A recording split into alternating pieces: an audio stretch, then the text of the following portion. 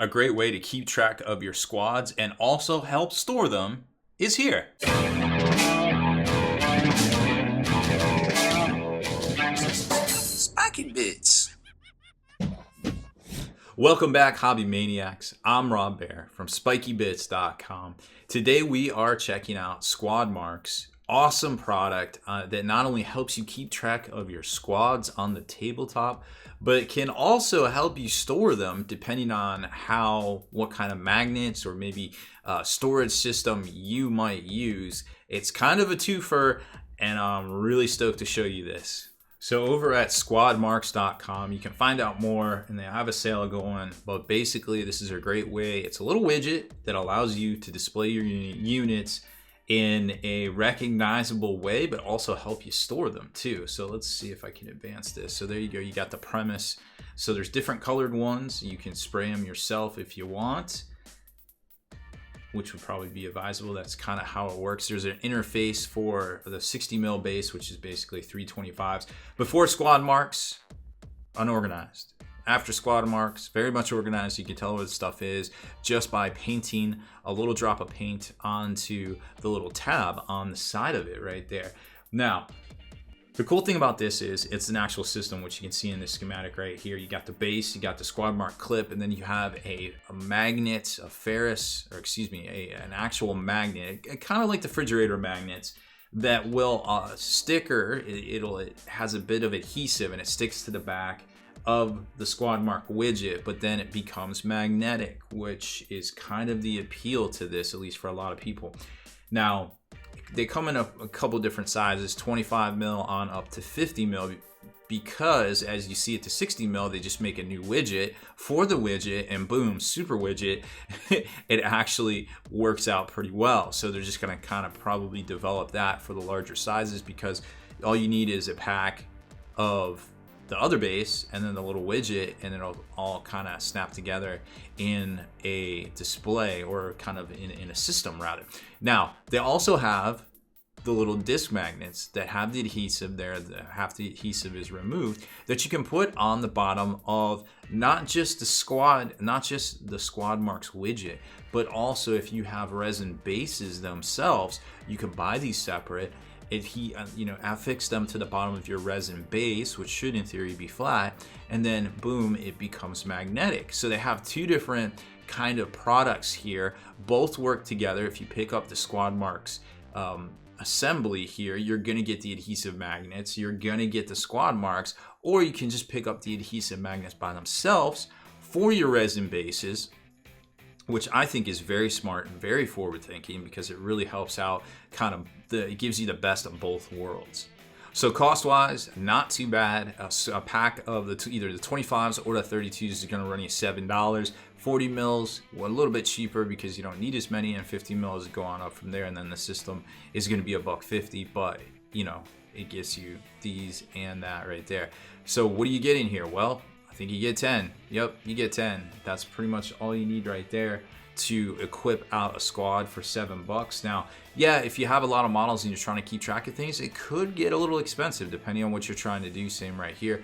But you actually can't see this in the display, but one pack is normal price. 5 packs is 15% off, and 10 packs is going to be 25% off. There's a little drop down that you can't see that you can select. There you go, now you see it. So you get a significant savings if you're buying a chunk of them. So sometimes it might be worth, hey, I'm just going to pick up, let me just get 5 packs. And you save a little bit of money there. So obviously the sweet spot seems to be at that 10 pack kind of price. Now, I don't know if you can mix and match them between the sizes. That might be something that you have to message them about, but it seems like if you want 5 25s and 5 32s, they might be able to cut you a deal, but I can't really speak to that, unfortunately. So let's take a look at the actual product itself. I got it here on the paint bench and have some fun with that. And there we are. So you can kind of see how it's set up retail wise. You're going to get a pack of these, and it's actually vacuum or shrink wrapped or something. You have to tear the strip here, and it's a Ziploc bag kind of bag, which is really cool because you're not going to lose these, and you got a lot of small thin parts. that you could conceivably lose things. I've lost things. I've thrown things away on accident. I'm a crazy person when it comes to the hobby sometimes. So once you get this open, let me clear the deck here, so to speak. Get all this junk out of the way. There's our test model, or victim. I don't know which one will be better. You just open this up carefully. I'm terrible opening plastic bags. My girlfriend hates it because I explode everything I touch with these really, really ridiculously big hands. So this is kind of an idea of what you're gonna get in here. 10 of, and I've already used some of these, so we're already a little bit into them, but normally you get 10 of these and you get 10 of these discs right here with the adhesive backer. Sometimes they stick together because magnets, but you kind of get the idea right there. So that's what's going to come in there. Now this is the 32 mils, and the reason I picked 32 mils is because I wanted to show you that seems to be like, you know, the size these days. So I kind of wanted to show you a lot of different things with how you can do this. Now first up, it's not always going to fit smooth. Not everything you pick. So you might just want to pick up a pack or take a pack and kind of mess around with it and see what bases you're using and see how well it fits, because they definitely have a caveat on there. Hey, you might have to, you know, kind of sand things down or grind things down. Me personally, I don't want to be sanding on a bunch of resin bases, because, you know, you should wear a respirator, etc., etc. So be super careful with all that. I prefer, if I need to, I would prefer to kind of cut into the material here as well. But that's not recommended. That's just my personal preference. But remember, the more material you cut away, the more likely it is that these little tabs are going to snap off. And that can be bad, because this is actually what you're purchasing. You've already purchased your base. So those caveats out of the way, I wanted to be very upfront about that. Like, this isn't what they recommend, but this is just what I did kind of on my own. And I don't personally like to shave down resin.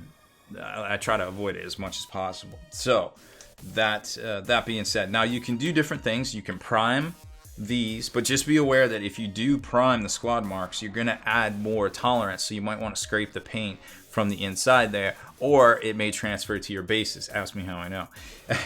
I also matte coated it. It's not my best primer job, to be honest. I also matte coated it in order to keep the paint onto it, which seems to have worked pretty well. I didn't prime the bottom because obviously that's where your stickers are going to go, so you don't want to mess with that, right? So that being said, this pretty much they fit a lot of different bases, and even with the extra girth on here for your primer job, I was still able to get around this Elric space. And this is kind of how you want to attach them. You want to come in from the side where your tolerance, or your diameter is going to be. You don't want to try to snap it in and all these different things. That doesn't seem like a good idea to me. I know that if I have the correct diameter, I should, in theory, be able to just kind of slide it right in. Of course, this one's going to be tough on me on camera now, but all I did was just slide it right in earlier. Could be that the primer has cooled. Like I said, yeah, there we go. The tolerance is a little bit wonky because I did add a little bit of primer to it, but you can kind of see what we're working with right there. It went together swimmingly, and, you know, no worries there, but should have scraped the inside because the primer definitely transferred. And then just getting it out of there is kind of the same way. If you need to take them out, you just kind of slide it out. Now it's getting a little tougher because I just left these outside in the cold to dry after I matte coated it, so that's probably stupid of me, but you could always, oh yeah, there we go. You can always slide that off. Okay, now, like I said, you might have to take a little bit of material away from the inside. You can kind of see where I cut just a little bit, not a whole lot. And what that did was that gave me the tolerances I needed to get them around the normal bases for Games Workshop. And same deal, you just slide it in, easy peasy. This one gave me a little bit of a fight initially, but once we did that, once we got just shaved a little bit of material from the inside, it was able to get around there. So that's a G-Dub base, and then we've got a Secret Weapon Miniatures base as well that should, yeah, whoop, I missed it, should also slide in here. Again, these, maybe this wasn't the one I did that. I'm pretty sure I did this one. But the Secret Weapon Minis base, once I shaved off the inside, I think it was this base, actually slid right on, but you're just gonna have to take my word on it because I don't know why this thing's being a butt. but it is. And the Micro Art Studio base, as you can see right here, I already tried it, and it was a little wider than it probably should have been. So I would have to either take more material or shave that spot right there. But like I said, I don't like messing around with resin without a respirator on, and I don't have one here, and I don't have a current mask, dust mask, so I didn't want to mess with that. And then we also were able to attach the new Severina Rain. Now she's coming off onto this base. Whoop. Well, there she goes. So, but snapped right in. So now, why is this cool? Well, this is cool for a lot of reasons, because now you can mark your squads with a little bit of paint right there. You could pre-primer it if you want, or just use a couple of different coats if you really need to. That'll get you taken care of right there. Or you can prime it, you know, just like I did, prime the whole thing, but it's going to add a little bit of depth, so you might want to be aware that you're going to have to scrape that out off the side, whichever you want. Once you're done, you just affix the magnet to the base, and now you are able to actually, you know, attach it down to any metal plates or anything that you have. But here's another question I had. I was like, if I hadn't seen these in person at LVO, I was very concerned that, you know, these are basically fridge magnets, right? We all grew up with fridge magnets, and I'm like, how can it really be that strong? Like, come on, man. Like, I'm talking with like rare earth magnets now. Get on my level, guys. And they're like, no, it actually, there's more surface area. And I'm like, what? And they're like, yeah, the rare earth, it's just a certain, you know, it's just like whatever the diameter is, maybe plus a 1/16 of an inch. This is the whole 25 millimeter diameter times, you know, 20 mils is their, not millimeters, 20 mils. When you're talking thickness, it gets a little, thousands, whatever. This is 20 mils thick. So it's still pretty thin on the magnet stickers right here, just like you see. This is what they call 20 mils thick, not millimeters, very different. But here's the thing. Once you stick this on, like here, I got a Deathcore Kriegsman right here on a, I think this is a Secret Weapon Minis base, so we'll just stick this on and lined it up pretty good. If there's a lot hanging off or anything like that, you can always come in with some trimmers and just kind of trim it around. But for right now, I feel like I kind of got it square. But this is just to show you all. And then I've got a metal plate here from our Table War case, but you know, you can obviously, it's steel because you can see where I've scraped the paint away. So there's a little bit of resistance between this and this, but so that's on there, right? I'm shaking it. Well, I hit it, so don't hit it, but if you shake it, I'm literally shaking it. It didn't move. It didn't move. So imagine if this is stable, you're carrying it, obviously not carelessly, the majority of your models are probably going to remain in their same spot unless you bang it against something like I just did. Like if you hit it, they're going to be a little bit more apt to move. I can't recommend flying with anything like this, but just keep that in mind. Now, metal miniatures wise, we got an old Sly Marble right here with their magnet adhesive base on it. And you're going to have to be a little bit more careful because these things have a little bit more weight on them. So they are going to move around, unfortunately. But we all know metal minis are pretty much a myth these days. So you don't have to worry about that. Now, how does it hold up when, oh, do I not have one on here? So let's put this on Severina here and throw a sticker on her here. And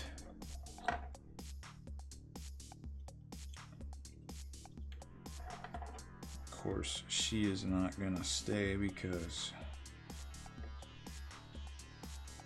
let's see if we can move her sideways. Nope. And I know she's gonna fall off her base because I don't have her on there, but yeah, she's solid. So any plastic miniatures are gonna hold on there just fine with the system as well. So that's pretty neat to see. Like I said, there's nothing else like it. It's a twofer. Not only can you mark your squads, but you can also help magnetize and store your squads in whatever racking system you perhaps potentially use. Remember, we have those ferrous clouds that we use from Magnet Baron, that this same thing, you lock these into that, and these would lock down on those ferrous clouds as well. Lots and lots of surface area right there to grab onto. So the sky is pretty much the limit, depending, as long as you use magnets and some sort of magnetic movement tray and or storage box. Not only will squad marks tell your squads apart, but they'll also help you store them as well, which I think is so critical. Because let me tell you what, was not looking forward to drilling all these bases out and putting magnets in them. I just put a sticker on them. Squad marks are changing the world one squad at a time. I love it. They gave me these. We talked at LVO, so I wanted to share this with you all definitely, because I think it's a great product. I think it's very affordable for what it does, and I think it has a potential to help us all hobby quicker and have more time for the tabletop, and that's what it's all about here at Spiky Bits, believe you me. So that's it for this one. Make sure you check out squadmarks.com. There it is. Flash it up. We already showed you where it's at. You know where to go. Thank you very much for watching this video. Please make sure you hit that subscribe button and turn on notifications so you can be the very first to like and comment on all our videos.